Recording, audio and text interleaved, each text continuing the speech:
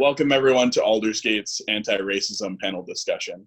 I'm John Spellman, Executive Director of Aldersgate Camp and Retreat Center, and I wanted to introduce our two staff that we have here with us today. The first is Colasia Richer. She was a staff person in 2019. She's a recent graduate of Roger Williams University with a political science and communications degree. And our second staff person is Christopher Clark. He's been a staff person at Aldersgate for 3 years. He's currently a student at the Community College of Rhode Island studying early education. Welcome. Hi, John. Thanks for having us. Thank you for being here. It's an honor. So I just wanted to start this out and ask you both, why did you decide that you wanted to engage in an anti-racism series or an education initiative through Aldersgate? For me personally, I thought it was important that my voice was represented in the Aldersgate initiative because I think that I offer some unique perspectives that are important to be brought to the table. Wonderful. I also agree. I thought that we can have a time to have a great conversation and hear voices that you don't always hear, and it'll be really a good opportunity to just start a conversation. Wonderful. And one of the videos that we posted on the earlier education videos was about the terms Black and African American. Can you kind of talk about how you identify your race?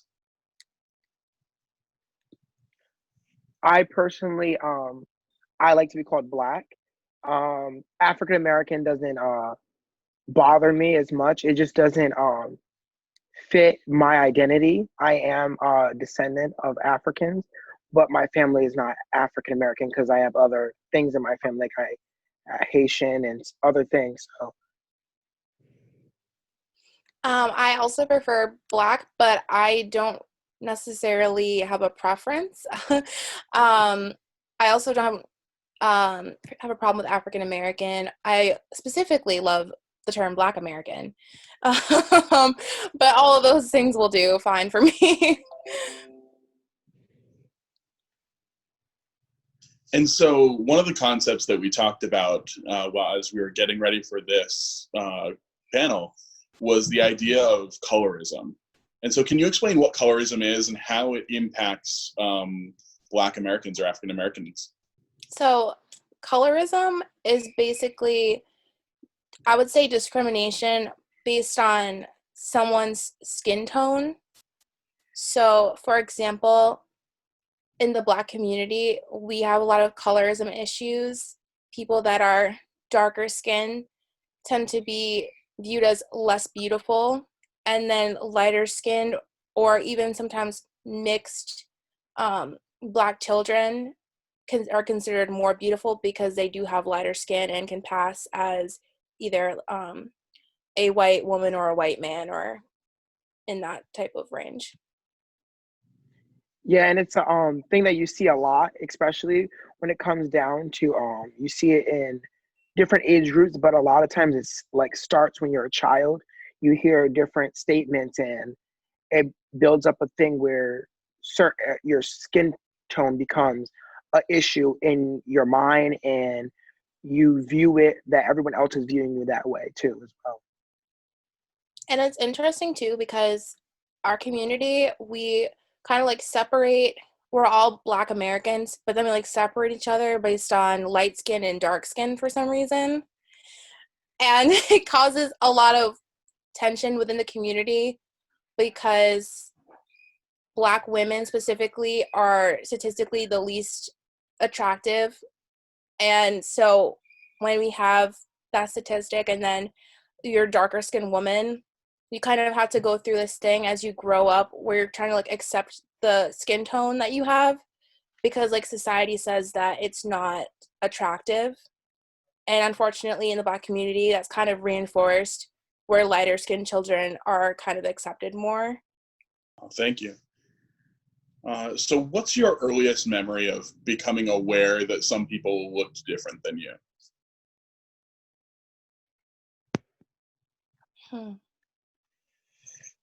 I guess family members too. Like some people in my family were different races or looked different than me and my friends.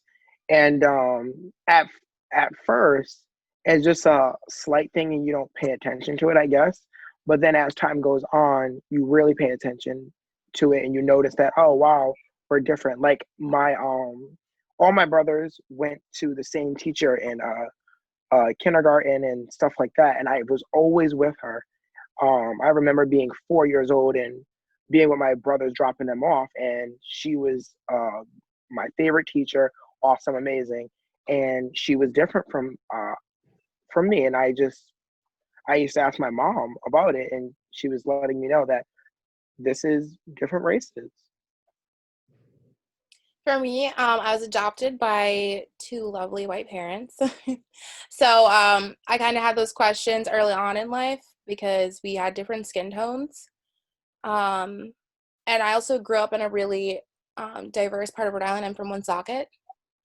So those questions were kind of naturally going to come up because we were kind of all a melting pot in that city where everybody had different skin tones, different backgrounds. So yeah, that was my experience. And Kalasia, were there things that your parents did that made those conversations easier? Or do you know, are there some things that they as white parents did that really brought up that conversation? I think that the most important thing was that they allowed the conversation to happen because I know sometimes that can be like a really uncomfortable conversation to have, but we always had those open discussions in my house. And my parents also really thought that it was important that growing up, it, my people that looked like me were represented in the household. So something as small as when I wanted a Bratz doll for Christmas, they got me Sasha, which is my favorite one, and she's a yeah. Megan's laughing. Yes, get your daughter some diverse looking dolls. She's darker skinned like me, and just like having lots of just like representations in the house was just like really important for me growing up because I didn't have that representation and like as on the level of like parents. Mm-hmm. It also reminds me of like you'll see like a lot of kids, like they'll like my aunt works with a lot of different children, and one of the kids were like wiping her hand because he was just like he was just like confused, and the parent was like, oh my goodness, I'm so sorry. And it's like, oh, it's not a sorry thing, kids just have questions. And by allowing them to start a conversation instead of being like, oh my goodness, we can't talk about this right now, it's like it helps, and not shutting down the kid and thinking that it's something wrong, that they're noticing that someone is different from you. Mm-hmm. My parents also made it a point to watch a lot of, I don't want to call them black movies, but movies where the main character was black. So my parents, I specifically remember when we were young, they took me to see Aquila and the Bee. Yeah, because they just wanted me to make sure that like I saw people that look like me in my everyday life outside of just school, but also in like media representation and like books and dolls and things like that too. So. That's wonderful. I was in a session and they called it mirrors and windows. And so for white kids, you want to give windows to show that Black characters or Latinx characters can be the heroes of stories, and mirrors for Black kids and Latinx kids that show characters that look like them. So that's how I've had it described to me before, as mirrors and windows. Definitely. And it can be challenging too, because unfortunately in the media, we have a lot of, it's not unfortunately, but in the media, we have a lot of mixed celebrities or celebrities that have lighter skin tones. So it's difficult for some Black children to be able to connect to that, because if you're saying this person is Black, but they are mixed with like a white and a Black parents, then they'll think, oh, my skin doesn't look like that, but we're calling this person like Black. So those challenges really start early for a lot of Black children, because they see people that are labeled as Black, but they don't have the same skin tone as them. They're a lot lighter. Chris and I, we were talking one day about the movie Black Panther, and how didn't really identify with Black Panther because, as you earlier stated, you're not African, and the main characters of Black Panther are clearly African, from the country of Wakanda, the fictional country of Wakanda. So a lot of times when people see movies like that, they're like, "Oh my goodness, this is like it is amazing to see predominantly a Black cast because kids need to see stuff like that and see them represented." But a lot of times there are movies about like things that are not in like the Black community, like being African and being Black culturally is too different. So when people are like, "Oh," they think that's a part of their culture, and they'll say things to you, and you're just like, I have no clue what that is. That's just not my thing. That's just not what I was raised with." So when you see a movie like that, you're like, "Oh, this is a great superhero," but the superhero doesn't represent your daily walk. Like you'll see Superman, Clark Kent, Bruce Wayne, all these different characters, and then now everyone's like, "Oh, Black Panther is here." And it's like that's amazing, but he doesn't have the same journey as we do as Black people. His journey is as an African. So what's your earliest memory of becoming aware of racism? For me, the earliest memory that I recall was when I was playing softball, I think in middle school, I think 6th grade. And I was friends with this girl because we played softball together. And she told me that I wasn't allowed to hang out with her when her mom was around because her mom didn't like Black girls. Um, but my mom told me that when I was young, and I was in preschool, that she had to pull me out of preschool because the person that ran the preschool was racist and like neglected me as a student and like separated me from the white children that were there. So kind of similar, not all the way the same. My mom expressed to me at an early age because by the time I came around, I was her fifth child, and she realized that like, oh, I learned a few things beforehand. So she let me know about certain things and tried to give it to me the way a child can understand and digest. And my brothers would always like after she would say things, they would just talk to me a little bit. But I think my first memory about it was probably a little bit later on in life. One of my friends, they same situation. Their parent didn't want Black people around them. I forget. I had to be around maybe in the first grade or second grade. He didn't. The parents didn't want Black people in their house, so we weren't allowed to hang out in their house. Wow. And so what I'm hearing from both of you is that it happens at a very young age, and the conversations about race in a Black household happen at a younger age. Is that a fair assessment? Yeah, if you're a lot of times they call it the talk, like different conversations, and it can happen different points in people's life, and parents have to kind of give them like a, I always call it the wake up call, like from a part of your youth to growing up seeing that the world is not the same as the way you view it. It's kind of a wake up call to certain things, unfortunately. So is there any time that you can think of that you felt afraid because of your race? Either someone was making comments to you or being aggressive towards you? When I was in college, there was a small population of Black students on campus, and they didn't necessarily like me because we had different opinions on certain things. So, and they didn't necessarily line up with what most Black people think in America. So they gave me death threats on campus, and I had to be relocated for an evening, and like my parents had to like take me off campus for a while. That was probably the first time that I experienced something like that. And it was shocking to me because it came from people that looked like me. And you felt that it was because you didn't fit the stereotype of what a Black person should be. Mm-hmm.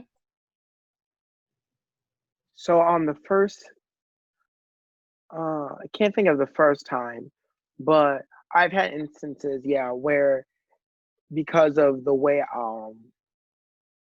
my skin tone, they judge me off of what they think I'm gonna be like, or both Black and white or any race in between, you're deemed to be a certain way.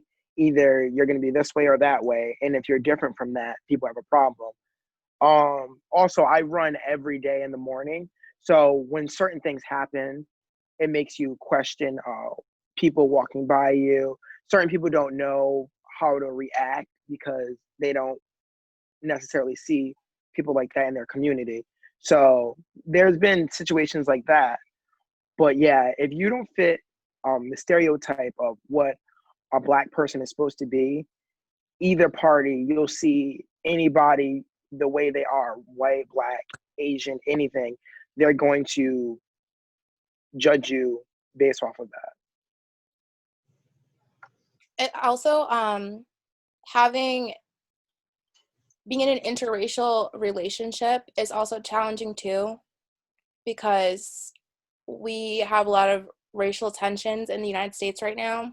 It can be challenging to enter neighborhoods that are predominantly Black and navigate those spaces because there's a lot of tension and there's a lot of preconceived ideas that come with being with a partner that is not the same race as you. So it's very challenging to navigate sometimes. What I think is really interesting is white Americans never or usually don't have the thought process of I'm being judged because as a whole group of people, I'm not representing white people by doing this. I'm not representing, I'm not representing, men by doing this or something to that effect. And it's in many of your stories, it's very much, it sounds like not representing the stereotype is what kind of moves people the wrong way.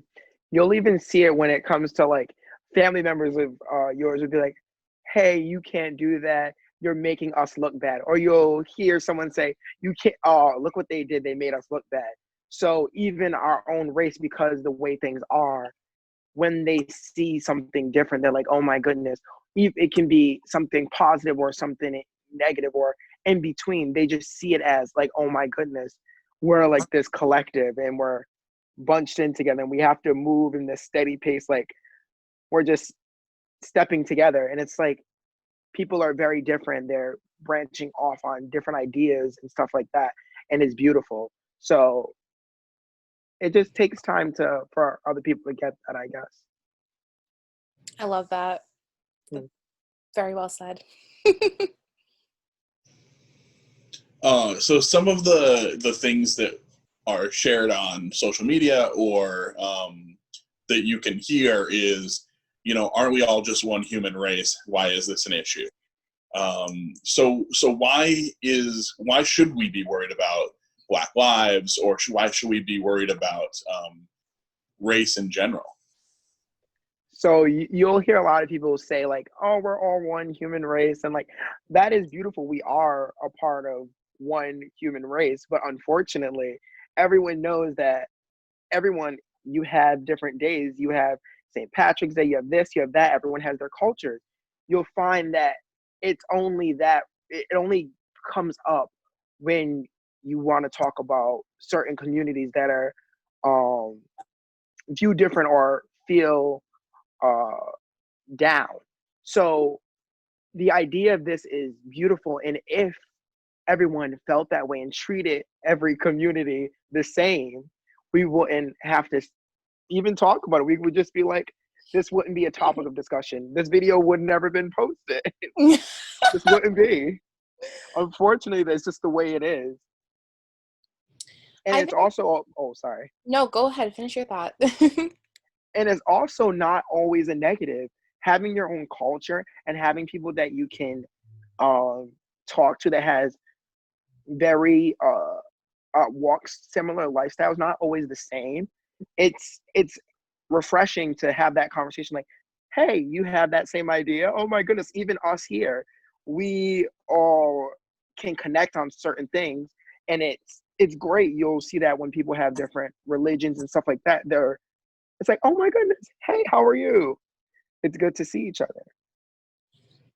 I think the problem, there's only a problem with the statement when you're saying it to get out of a conversation. I think also too, it's important that we acknowledge that different problems impact certain communities more so than others most times. So if I'm talking to Cece about Black community issues and someone tells me, why are you bringing race into it? It's not that I'm bringing race into it. It's just certain issues are impacting our specific community more so than maybe other communities. And therefore, I feel the need to say Black because it's specifically talking about Black community issues. I think sometimes people think that acknowledging Black, white, whatever is more divisive than kind of promoting unifying views. But I think that it's important to acknowledge just the uniqueness of issues in the Black community. And they're oftentimes ignored or lumped in with other people, like the larger community's issues as a whole. Amen. And one of the videos that we have posted in the series is a video about microaggressions. And so this was a big topic when we were planning this panel that you both wanted to talk about. And what are some microaggressions that you hear all the time or that really kind of make you angry? We don't, honestly, I can like just spew off like, listen, we can be here for an hour. Like, there's certain things that people, they don't mean to do, but they just say. Like, all through high school, I got this. I had a really good friend of mine.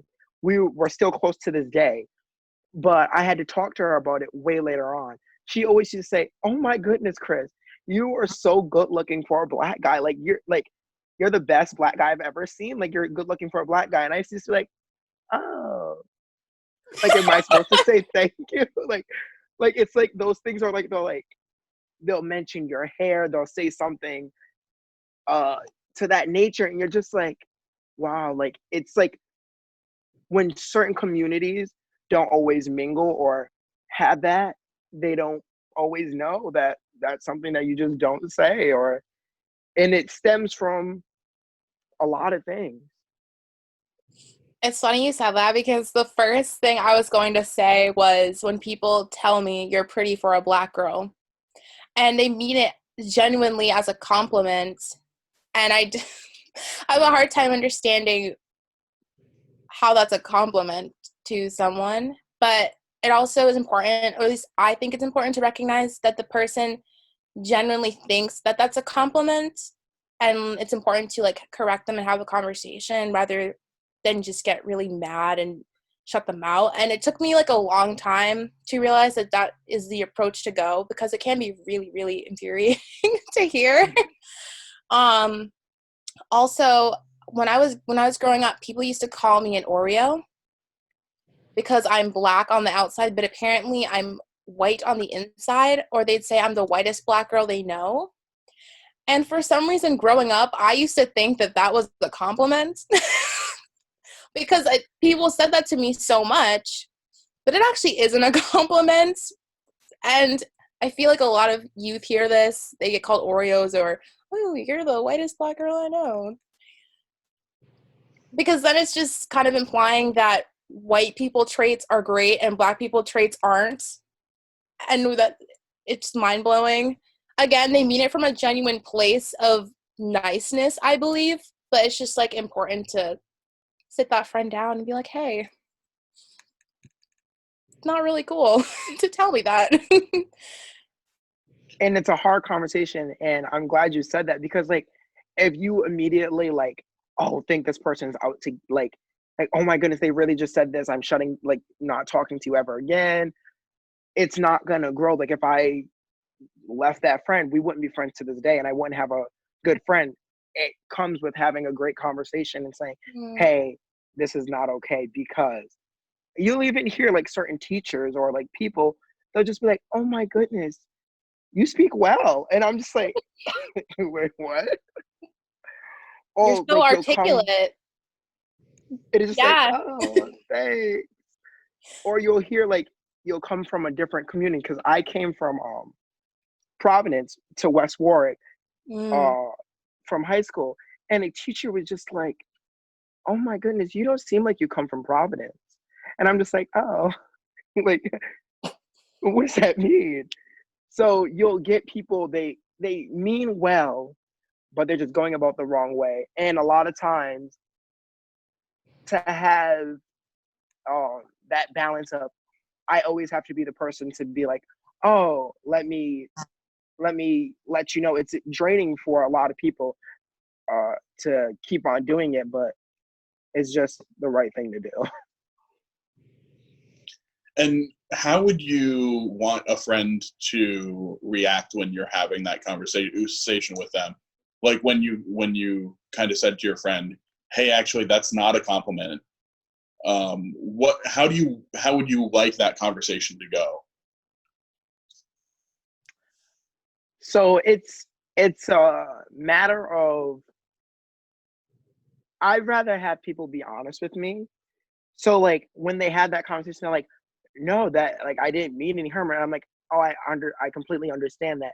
But this is the reality of the situation. It's offending me because, and for them to listen, to them to process and let me know how they actually feel about it, because it means a lot. And for them to, even if you don't necessarily get it at that time, the seed is planted and they understand that they should not say something like that again. That's just what it is. Like with anything, you learn and you grow from it. And it just allow them to have the space where they need to let you know where you are coming from and where they're coming from and where you go from there. Yeah, and also the person I'm talking to is my friend, so I want to have that conversation friend to friend before they go ahead and tell that to someone else that maybe they're not as close with. And I think that's important too, because you don't want them going off and telling someone else that, and then maybe they don't have that relationship where that conversation can happen. Exactly. Like a lot of teachers, like you can't have certain conversations when you're a high school student with a teacher that says something. You're just like, oh, I'm just gonna sit here and keep on doing my work. Thanks for the almost compliment. Like certain conversations can't happen, but it comes to a point where you have to have these conversations that are difficult, and have to have this educational period where people keep on growing, where stuff like this is not the norm. Also, going off of that, I know another thing that's tricky is the N word. Yeah, Really hard. It's really hard to have a conversation with one of your friends about that as well, but it's super important because, again, you don't want that person going and saying that to the wrong person and bad stuff following, or, they just don't have that relationship where they can have that conversation. And it's definitely challenging. At least I find it to be challenging at times with my white friends. It takes a lot of courage to kind of like step to that space and like try to correct someone that you're friends with at times. But I feel like it's necessary, but it's very challenging. It can be very challenging. extremely. It really. It's like you jump into a place where it goes from, it's like, wow, like I know you as a person, but something that I'm hearing is just really not like, it's like a separation. And going into that place, the best thing to do is say what you need to say to this person and try to keep the humanity of that person in your mind. Mm-hmm. And once you go from there to the next step, it becomes easier. It's definitely really hard. And so another one of the things that's shared or asked is, or one of the things that's said is, "Oh, well, I don't see color. I'm colorblind." And how would you react to that statement? I always say, I say this not to be serious, but I always say in jest. Like I know a lot of people, a lot of my friends actually, a lot of people close to me, people I work with, they'll always say I'm colorblind, and I'm like, well, are you actually colorblind? Like I ask them, and they're like, oh no, I'm just saying I don't see color. I'm like, well, if you don't see my color, you don't really see who I am. Like, not that who I am lets you know, oh, this person's going to be like this, but it allows you to understand a lot of different things that I have to deal with being this person. It's not for you to say, oh, I'm going to be this way. But if you neglect how how people see me, you're not getting the full story. Like, it's just impossible to be that way. It's the same statement with saying, aren't we just all one race? That would be beautiful if people just didn't see that, but unfortunately we do. Yeah, I think I have to agree with that too. I mean, personally, for me, I am not somebody who lets my skin color define me so much. But I think that if you say you're colorblind, I just have to question why you felt the need to tell me that, first of all. I Yes. don't know. I don't know. But again, like, if you don't see someone's color, it's not bad to see someone's color. That's not bad. It's acknowledging part of maybe their ancestral experiences, or understanding that their presence in this space might be challenging for them. But it's just, are you going to know that they're a different color than you and be racist? Are you going to know that they're a different color than you and discriminate? And seeing color itself is not bad, as long as you acknowledge that person's color and invite them in instead of pushing them out, type thing. I think that's important.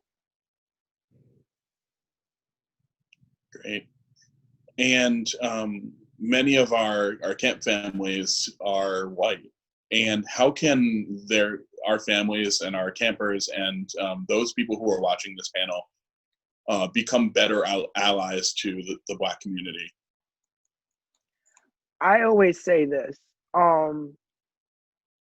You'll see that a lot of people, they're like, oh, I'm like, they're great people. They say things that they don't mean to be offensive, or they'll do this and do that. It's from the lack of wanting to start a conversation or having other people. I'm not telling you to run off and just be like, oh, find the first person, it's my friend, but find a genuine relationship, start conversations. It's a weird place to be in, but if you have certain conversations with someone, it has to come from a genuine place, and it builds up from there. Being an ally is as simple as hearing something and saying, wow, that's not right because this, that, and the third. It's as simple as just treating everyone with dignity and respect, and teaching your children that everyone deserves to be treated accordingly, to just have decency. And it goes from there. There are other things you can do, support a lot of different things, and just try to be the best human you can be. Yeah, I agree. I think it's not as simple as, but it starts with just teaching your kids that God doesn't make any mistakes. Everybody is an individual, and we might not all look the same or have the same hair, or, et cetera, et cetera. But at the end of the day, we're all human beings. We deserve to all be respected, and be treated with kindness. And I think just teaching your kids that, or starting with that, can go a long way and apply to a variety of different situations that your kids will find themselves in life. So I want to thank you, Kalasia, and you, Chris, for being with us this afternoon and sharing your experiences and sharing your thoughts with our parents and our families and our kids. I really appreciate you being so vulnerable and so forthcoming with everything. And so thank you for joining us, friends. We will be posting this on our YouTube and Facebook so that everyone can participate in our panel discussion. And we look forward to seeing you in the future.